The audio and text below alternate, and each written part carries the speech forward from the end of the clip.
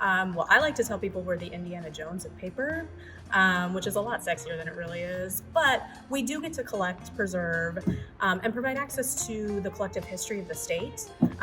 For us, that means collecting state records, collecting scrapbooks, letters, diaries, photographs, maps, you name it. If it's in paper form, we probably have it. Some of the oldest items in our collection are from the Isaac McCoy collection. Isaac McCoy was a Baptist minister, and he wrote these letters and other entries from about 1808 up until the 1840s. And Isaac McCoy was quite involved in the resettlement of Native Americans into the territory now known as Kansas. I sure wish we did. We don't have anything from that playoff, but we do have something from more recent history.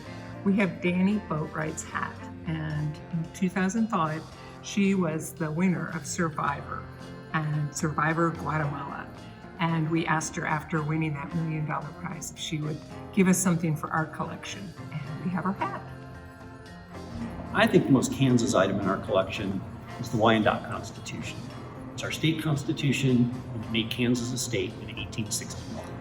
My favorite item is this set of diaries right here. These diaries were written over 40 years by one woman. Her name was Martha Farnsworth. She was a Topeka who lived during the turn of the century.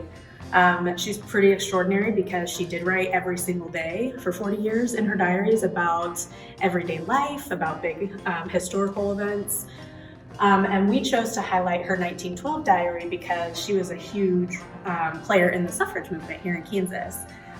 So we turned her words into a Twitter account and then turned it into an exhibit all about how Kansas played a role in suffrage, how she played a role in that movement, and how they ultimately were able to get suffrage passed.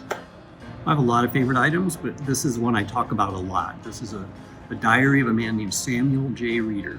He came out here during the territorial era, and he fought on the Free State side, and then he later became a farmer, and he was an artist, an amateur artist, and he kept this daily diary, and he illustrated it with his own watercolors. It's one of the most beautiful items in our collection. Well, traditionally, family heirlooms have been in paper-based forms, photographs, letters, diaries, that type of thing. And so the general rule there is to keep it away from light, so a nice dark drawer or dark box. Also to keep it away from water sources, so don't store it underneath the kitchen sink. And finally, try to keep as a consistent temperature and humidity as you possibly can.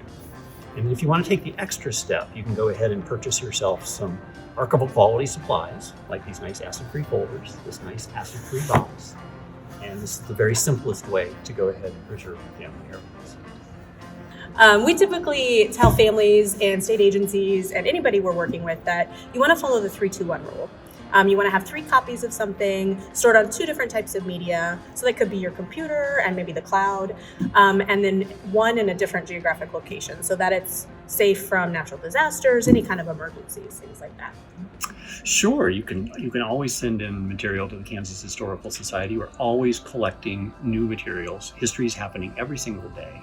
We do collect things that relate to Kansas in some way, so don't just send us anything. And it's usually best if you contact us first.